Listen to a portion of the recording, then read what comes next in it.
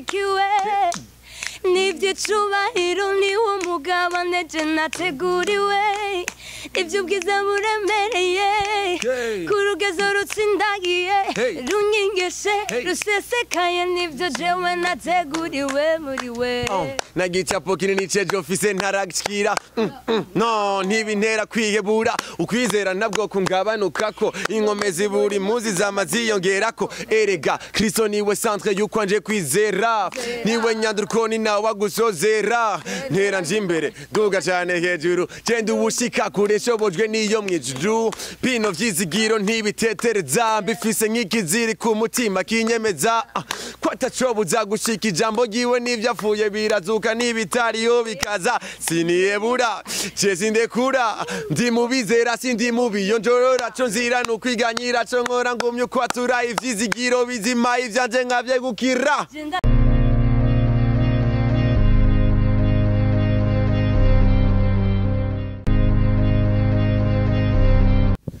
Hello guys, muraho murakomeye ni Burundi Flex TV. Kwanza abataga subscribe kana bibutse kwanza ga subscribe. Hamwe musikana bazaniye team ikomeye cyane mu Burundi barimba gospel. Benshi murabazi mu ndirimbo nyinshi zitandukanye ijambo ndetse n'izindi zose warancunguye n'izindi nyinshi mwamenye. Ariko no munsi bafite indirimbo shaje ikiziritse umutima. Ikiziritse umutima kwanza ninde? Abataratubwira kwanza ico ikiziritse umutima ico bashize kuvugamo kwanza banza batwidondera kamere kwanza kuri ruhande Rwanda kwakiri. Ego merci. Abatakoze neza. Nishimwe Gaël. Nawe Jenny Twanzeyimana Ange Michel. Ange Michel. Yego konyene. Niko tuzi Ange benshi tuyeze nk'abakobwa. Nivyo numumarayika mugabo tuzi ko benshi n'abakobwa. Mugabo marayika z'abakobwa. Abamarayika z'abakobwa. Ariko tumenyere ko Ange byitwa kwanza. Izina rikwiriye ni Ange Michel. Konyene nuko nyene. parfait neza Ni sorry gato Victoria nkunda kubita Victoria kuko barimba cyo kimwe kandi hariho n'abasangiye amaraso bavukana cyo twangunda kwita ama Victorias mugabo ni bamwe ko barimbira umwami umwe bose amani MTC ariyo more than conquerors bisigura abarushishwaho kunesha abashobozwa na Kristo kunesha muri buno buzima twumvise MTC twumviki twumvise MTC twumva umugwi ugizwe n'abantu 10 muri bo harimo indwi baririmba na batatu bajejwe ibikorwa bya organisation no mugwi uvuga ubutumwa bwiza biciye mu ndirimbo muri zo hari n'indirimbo za rap na R&B bivanze no mugwi ufise yerekwa byo guhishurira abantu bose Kristo biciye mu gikorwa yakoze ku musaraba kibahindura abarushishwa kunesha mu buzima tuko turakora tumaze imyaka 5 dukora gushika no munsi tuzoyifeta mu 8 gushika no munsi turashakora ku bw'ubuntu bw'Imana. Ego twaru benshi tumvise MTC canke twumvise abakobwa baba arabara rapper canke baririmba indirimbo tumva ko ari ukubahuka mbanje ku bakobwa kuri mwe bikwanza umvise ko umukobwa agiye kuririmba urumva ko nukubahuka ni benshi badashobora kubijamo gute we byakujamo igihe cyose ingabire y'Imana ntiraba umukobwa canke umuhungu ariko ingabire y'Imana Imana iyitanga ku muntu wese yego ibishaka kuyiha rero urumva kubandi ko ndaririmba uno munsi ni kugira ngo Kristo amenyekane rero ndabyishimiye kubwo kuba ari ingabire y'Imana nyene yateretse mu muntu. Mwabaye abantu badahangagwa mbega gute ushobora gushingira intahe umuntu ati je ndi udahangagwa kuko namenye iki twabaye badahangagwa ikintu cambe nambe nishaka kuvuga ati ndashobora gushinga intahe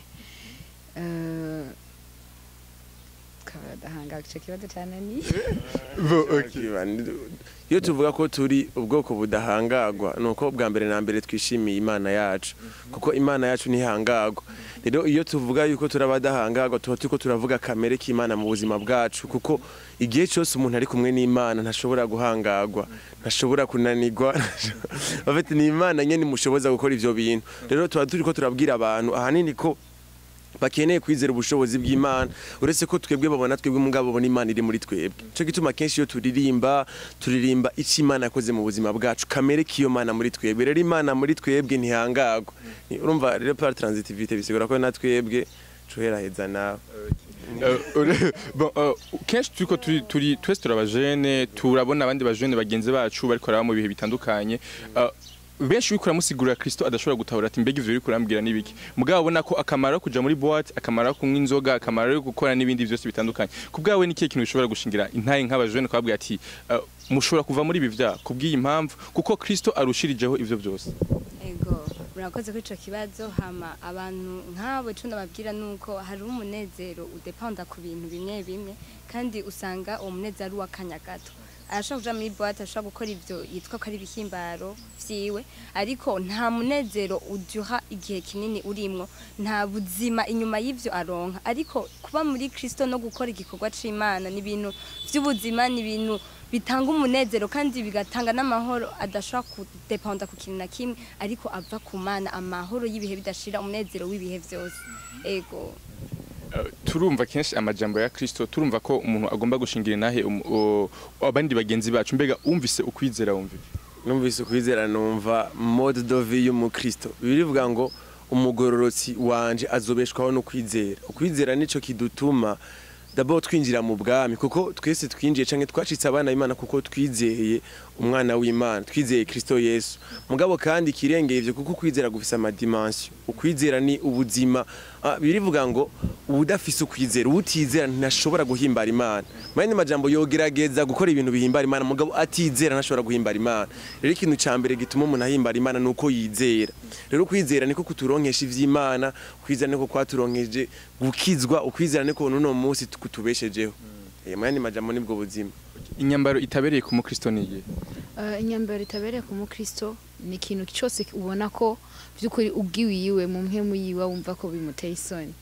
kuko icambere na mbere abashaka kuvuga ngo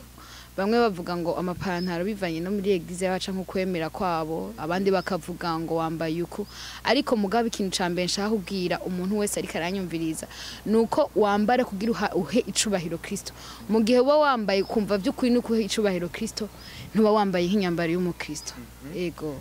is red ku mukristo disiguri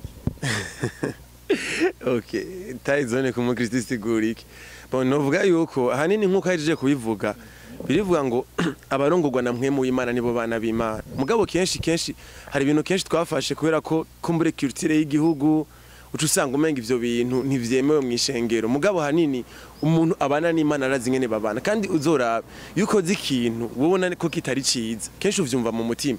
niyo wambaye ikintu nitwokubwira ati ambara itisi ndende tukabwira ati ambara ipantaro igera ambara iguturi ambara ijipo igera hariya mugabo mu mutima wiwawe ntuguhenda rero ryajwi nyene ryo mu mutima rikubwira ati kora kino kintu rero niwoco mbwira ati kuko ari abantu benshi usanga bavuga ati je nkunda igipara ese kuvuga ngo ni wagororotse nkunda we navuga ati kora ikintu cyose gikore kubwesha cubara Imana kuko hari kenshi abo tubona meme n'abaririmbyi usanga baririmba gospel bo mu mahanga za Etats-Unis ugasanga umuntu afise dread kandi ugasanga ariko araririmba hari ubwiza bw'Imana ibitangaza no twumiza birakore ese ko uvuga ati umuntu nakijijwe oya mugabe tete kora ko culture tuziye mu Burundi umuntu tubonye afise dread tubona directement umuvoyu usanga umengo tugo turajija dufatiye kuri ivyo bintu twe tuvuga ati reka umuntu akora ikintu ninge na kirongoye mugabo ico kintu gikore kuguhesha icubahiro Imana kuko Yesu avuga ijambo ry'Imana rivuga ngo dukore vyose mu guhesha icubahiro umwami wacu ego uravuze ati ngo ijwi ryo mu mutima mugabo turazi ko mu mutima haza amajwi abiri haro rimwe rikosha gukora ikibi nindi rikosha kugira ngo urike gukora kiya kibi mu gihe uriko urumva amajwi abiri hama ijwi rimwe rikakosha ati uze gushira code red mugabo tukibaza ko iryo jwi rimwe ari ijwi dufate rivuye ku mugwanizi kugira ngo rishobore kugira ngo hagire bamwe baza gutirimuka kandi tukaba tuzi ko umuntu ikintu arika gukora ikintu kugira ngo igitirimutse mugenzi we dufate nko kunyambaro abagenzi be ntaze gutirimuka mu gihe barinze batirimuka nivuga ko yabatirimuka deja ni cyakoze mu gihe dread na zitirumukije undi mu Kristo je nariko mvuga ahanini kuri umuntu rero abana n'Imana kuko kenshi y'abantu bakijijwe baba bavuye mu bintu vyinshi iyo umuntu akijijwe peut-être bavuye mu rumogi abavuye mu bintu nyene biteye ubwoba rero uwo muntu umunsi akizwa umunsi wa mbere akizwa ivyo bintu ntacashoka biheba atari ubuntu bw'Imana agiriwe nukuvuga yuko ivyo bintu bigenda birahera a force yuko genda arabana n'Imana ku munsi agenda arasenga rero uyu muntu nzokubwira gute iki kintu azogiheba bivanye n'ingene abana n'Imana bwati kino kintu giheba twese hari ibintu twakora mugabo a force yo kubana n'Imana ugasanga warabihevye rero iryo jwi umenya gute ko ari ijwi ry'Imana kuko umuntu umenya ijwi ryiwe kubera ko umenyereye kubana nawe kubera ko umenyereye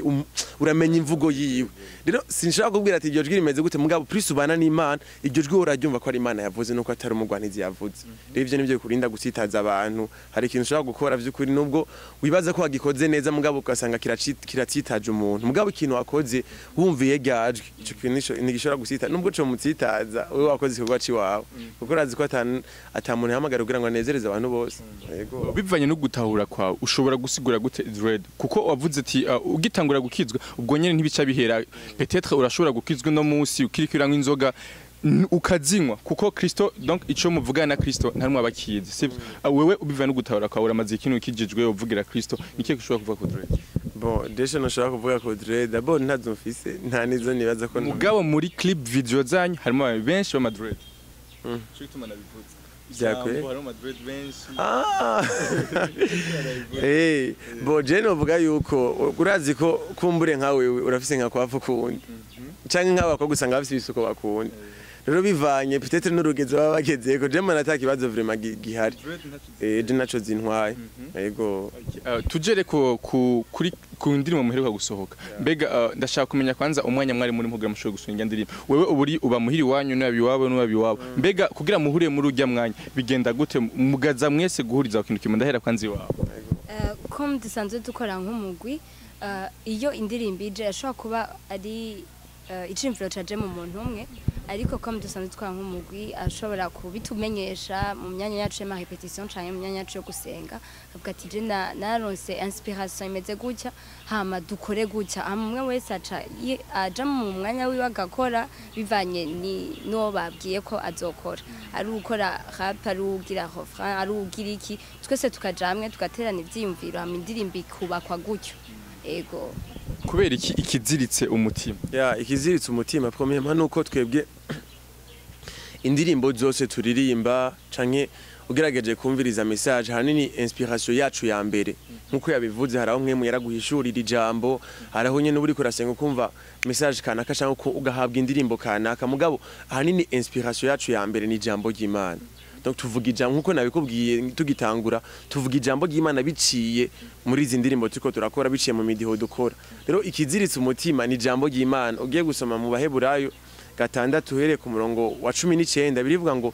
ivyo vyizigiro tubifise nk'ikiziritse umutima gikomeye gishika ahera hahera donc turiko turavuga ikiziritse umutima hanini message principal ino ndirimbo nukuzana abantu aho abantu bizeye Imana canke abantu bafise ikintu bavuganye n'Imana ari sezerano Imana yaguhaye hari kumbura ikintu Imana yakubwiye ko izogushikana ko canke izokuronsa ko ubwiriza kwizera sinzi ngene no kivuga iyo Mana idashoboye kunanirwa iyo Mana ishoboye ibintu vyose kwizogushikana kuri ivyo bintu yakubwiye donc ivyo vyizigiro rero ufise ko ivyo bintu uzobishikako ivyo vyizigiro bifate muri we ubizirika nk'ikintu kiziritse umutima cha kintu kikuzindura mu gatondo cha kintu tumuri kurakora ivyo ukora kuvuga ati binda bintu nzobwiza kubishikako umujene uno munsi adafise ukwizera canke adafise ikintu kiziritse umutima wiwe nigiye je mushobora kumubwira ijambo shaka kumubwira ikintu ca mbere na mbere nuko ubwa mbere umeza kumenya umujambo ry'Imana avuga ngo ntarakumva mudama wane ndakoze akamenya kwanza kuza ngaha muri nosi ko ariho kubw'umugambi w'Imana kugira dushobore kuvuga ivyo vyizigiro twe twifise muri Kristo mu gihe adafise rero uwo Kristo bica bigorana cabaho nk'abandi bose canke ashaka kubaho yihebuye canke atabona ibingene biko biragenda ariko icambe na mbere ushaka kumubwira nyimba ahari ari umujene atarakira Kristo nuko kwabanza kwakira Kristo akamenya kwanza ivyo vyizigiro kwanza aho babigirira Imana ishimwe cyane hama ikindi naco ku muntu yakijijwe ikintu ushaka kumubwira havuga ngo mu ijambo ry'Imana ngo ivyerekanwe byose bifise igihe byashingiwe rero bisigura ngo ikintu cyose ushaka ko warabonye nyimba ari mu ijambo ry'Imana canke Imana yavuganye nawe canke mu ndoto kuko ari abantu Imana ibabwirira mu ndoto canke ari amasezerano ikintu ushaka kumubwira nuko ikintu wabonye ucumire ko nco gituma twavuze ikiziritse umutima ucumire kuko na Michel yakivuze ngo umugorotsi wanje azobeshwaho no kwizera rero uko kwizera niko kuzotuma ushobora kubibona kandi mu ijambo ry'Imana bavuga ngo ukutabonwa kwavyo niko vyerekana ko bihari bisigura ngo rero ni wihebure ngo ntavyo bona ariko mugabo muri uko nyene kutabibona birashoboka uzobibona rero ushaka kugira ndamubwire ahari hose navuze mu madomene abiri ukijijwe n'udakijijwe ukijijwe uko ashobora kubigenza udakijijwe nuko kwanza kwakira Kristo nk'ivyizigiro by'ubwiza mu buzima bwiwe kubera iki yakira umwami Yesu n'umukiza mu buzima bwiwe mbe kuko hari umuntu adatahura Kristo wari mbega ndamwakira kubera iki sivyo kuko kandi birumvikana ntushobora gutahura umuntu utaramumenya ushobora kumubwira gute ego d'abord nuko utahura neza ko Kristo ubundi Kristo n'ubuzima birivuga ngo ariko arabwira intumwa abwira ati ni jewe nzira ukuri n'ubuzima n'ubugingo c'est la même chose mugabo ahanini ugerageje gusoma mu gifaransa ho bavuga ati je suis le chemin la vérité et la vie donc ano ma article bakoresha ugerageje kuvuga ngiyo bavuga ati je suis un chemin nuvuga ko baba bavuze ko hari inzira imwe mugabo hari n'izindi mugabo bavuze le chemin ni inzira yonyene ihari mu yandi majambo umuntu yifuza ko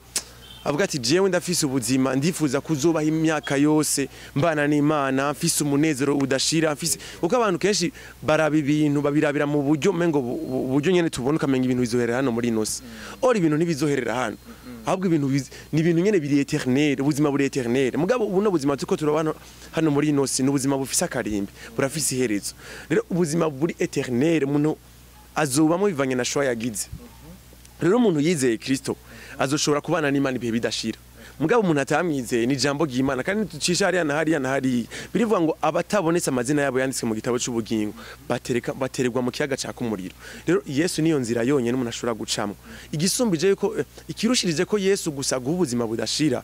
Yesu aguha amahoro aguha umunezero bitavana muri nosi mugabo biva ku Mana ya mahoro ushobora kugira wiriwe ubusa waraye ubusa mu kumva ufise umunezero kumva ufise amahoro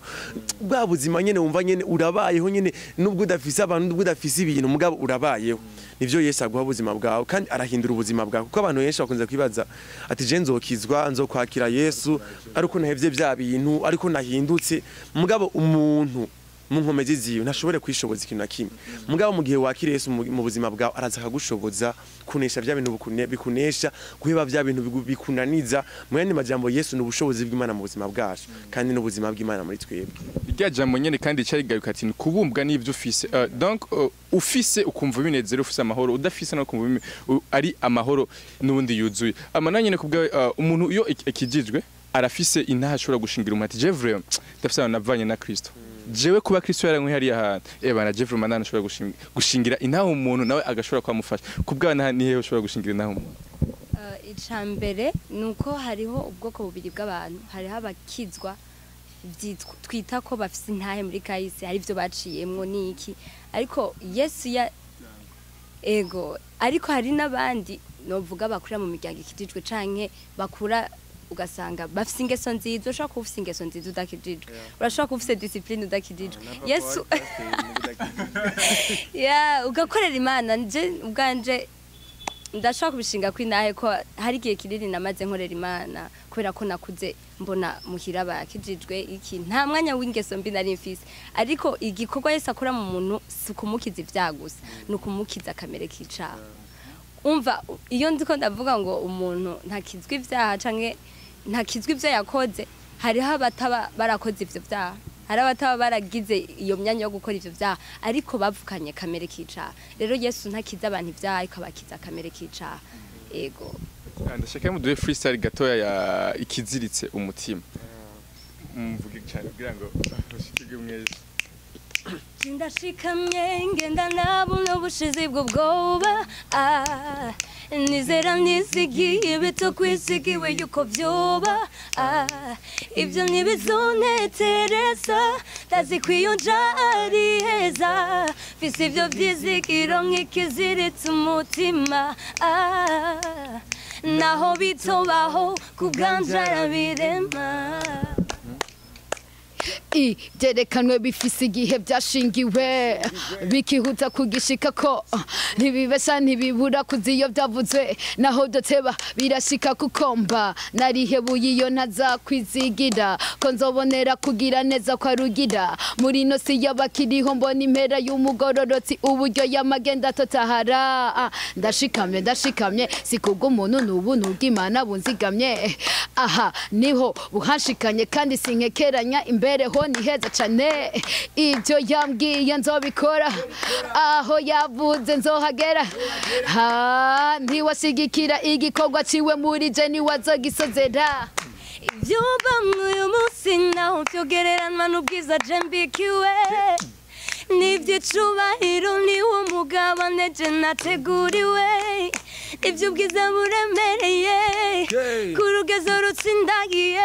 runyingeshe rusesekaye nibyo jewe nateguriwe muri we nagicapo kinini ceje ofise ntaragikira